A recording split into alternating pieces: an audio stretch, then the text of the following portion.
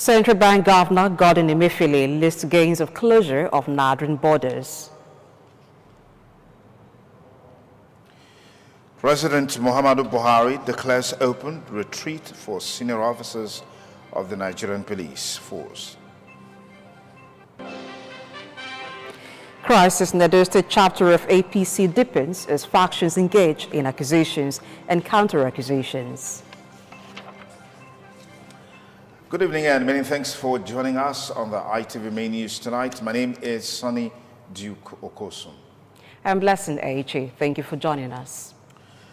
Governor of the Central Bank of Nigeria, Godwin Emefiele, says the nation's land borders will remain closed until neighboring countries agree to implement mutual anti-smuggling policies. Mr. Emefiele stated this after a closed-door meeting with President Muhammadu Buhari in Asorok. He said Nigerian rice and poultry farmers have particularly benefited from the border closure. The CBN governor added that the Nigerian farmer has been able to sell off accumulated produce, which is hindered by illegal importation and smuggling of the items into the country. Because rice farmers are able to sell their paddy.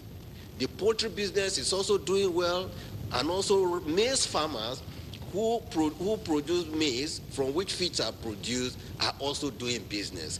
These are the benefits.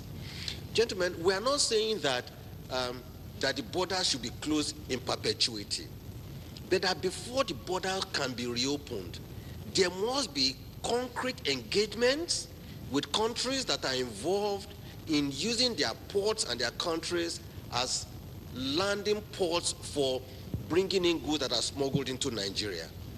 That engagement must be held so that we agree on the basis under which what are the kind of products they can land in their country, because if those products they land in their country is meant for their own local consumption, it's understandable.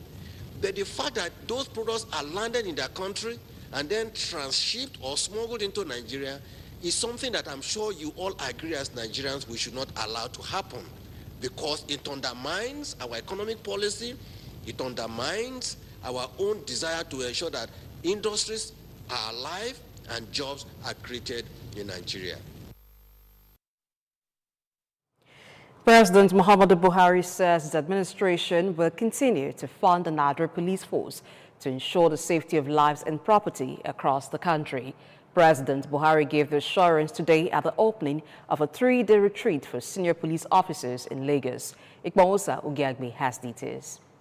His President Muhammadu Buhari, represented by his vice, Professor Yemi Osebajo, poured praises on men and officers of the force for their efforts at crime control across the country. He said his administration pays high premium on the lives of Nigerians, hence his support for the force, but however condemned extrajudicial killings by the police, which he said must be stopped, as such impunity should be discouraged and perpetrators punished.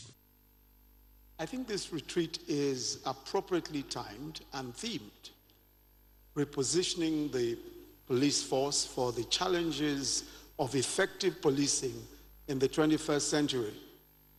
It presents a unique opportunity, not only to review internal security and policing issues, but also to acquire contemporary professional information and knowledge, undertake some peer review, and build important partnerships and networks needed to efficiently deal with the current and anticipated internal security challenges. Aside from the threats of terrorism in the Northeast, we are currently combating a series of crimes that constitute significant drawbacks to our national security. These include banditry, kidnapping, armed robbery, cybercrime, and the proliferation of small and light arms, and sundry transnational crimes. The dynamics of crime in the country have over time become increasingly complex, due largely to the impact of technology, global terrorism, and socioeconomic challenges, as well as other security situations, especially within the African continent. Inspector General of Police Mohammed Adamu said despite challenges faced by the police, the force can still hold its head high in the fight against crime. There is a strong correlation between personnel capacity and organizational performance. This fact is even more evident in the Nigeria police, given the increasing complex and dynamic nature of crime that we as primary law enforcement agency grapples with routinely, the risks we are regularly exposed to, and our obligation to perform our duties within the dictates of the law.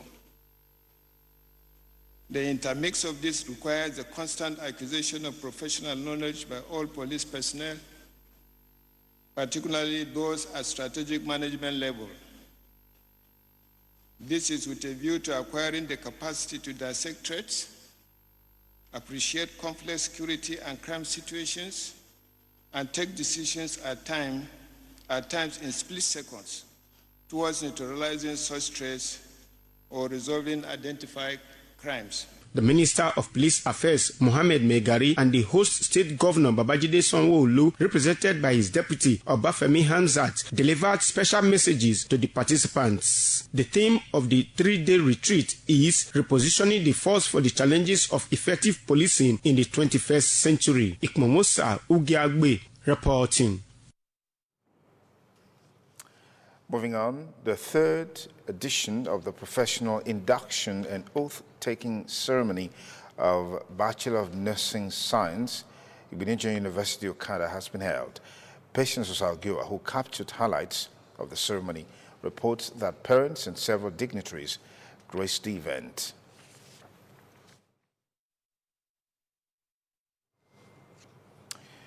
Details of that story will be brought to you in the course of the bulletin.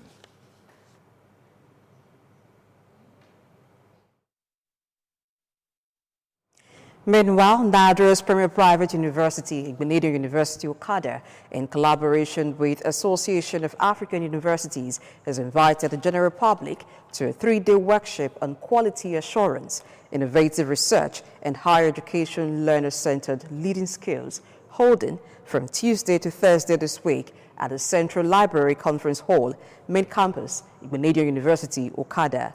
A statement by the university registrar, Dr. Edwin Okoro, says the workshop's opening ceremony, which holds tomorrow, shall feature a keynote speech to be delivered by the Secretary General of the Association of African Universities, Professor Etienne Ehoan Ehile, followed by the presentation of the first edition of African American Tertiary Education Reviews in commemoration of the 20th anniversary of Benin University Okada by the Vice Chancellor, Professor Lawrence Ikechukwu Ezimoye.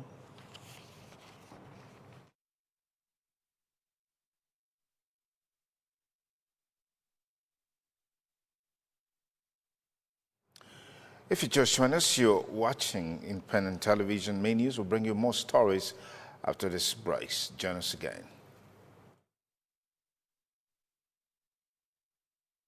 Congratulations. The House of Igbenedion heartily rejoices with you, Sir Francis Omoyi Oloton, Chairman and Chief Executive Officer, Uyi Technical Conglomerate, on the auspicious occasion of the wedding ceremony of your daughter, Omoyi Ivie Elizabeth, to her soulmate, Aisosegbe Emmanuel Oyahiri, on Saturday, 2nd November 2019, at Christ Apostolic Church of God Mission, 16 Obakpolo Street, Uzabu Quarters, with a reception at Uyi Grand Marquis Event Center, number 9, Agawu Benin Street of Idea of Ihama GRA Benin City. This event, another celebration of a milestone in your life, is unique as you set forth your daughter and her heartthrob into a new journey of marital bliss in line with biblical injunctions. It's my prayers that the good Lord perfect all your plans and preparations and indeed make the day a memorable one for you, your family, and the new couple. Congratulations. Signed, His Excellency Sir Chief Dr. Gabriel Osawa Igbenedion CFR, the Esma of Benin, on behalf of the House of Igbenedion.